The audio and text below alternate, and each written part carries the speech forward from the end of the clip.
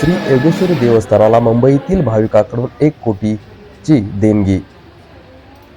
महाराष्ट्रातील लाखो भाविकांचे श्रद्धास्थान असलेले अंबाजोगाई येथील श्री योगेश्वरी देवीच्या मंदिरासाठी एका मुंबईतील भक्ताने तब्बल 1 कोटी रुपयाची भरघोस देणगी दिली आहे।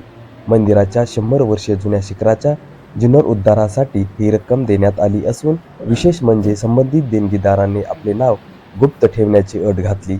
योगेश्वरी देवीच्या मंदिराचे सध्याचे मुख्य शिखर 100 वर्षापूर्वीचे आहे।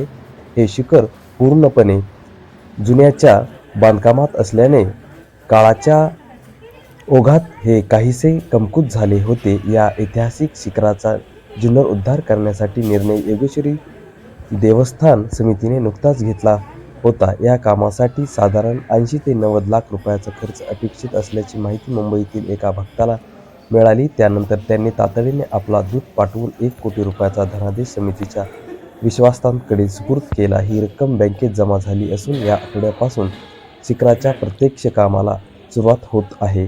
या महत्त्वाकांक्षी जीर्णोद्धार प्रकल्पासाठी तामिळनाडू येथील कुशल कारागिरांची नियुक्ती करण्यात आली आहे। हे कारागीर आपल्या पारंपरिक कौशल्याने शिखरावरील अतिशय सूक्ष्म आणि देखणे नक्षीकाम पूर्ण करणार आहेत। मंदिराच्या वैभवात भर पडणाऱ्या या कामासाठी अचानक मिळालेल्या एवढ्या मोठ्या निनावी देणगीमुळे भाविकांमध्ये मोठे कुतूहल आणि आनंदाचे वातावरण निर्माण झाले आहे।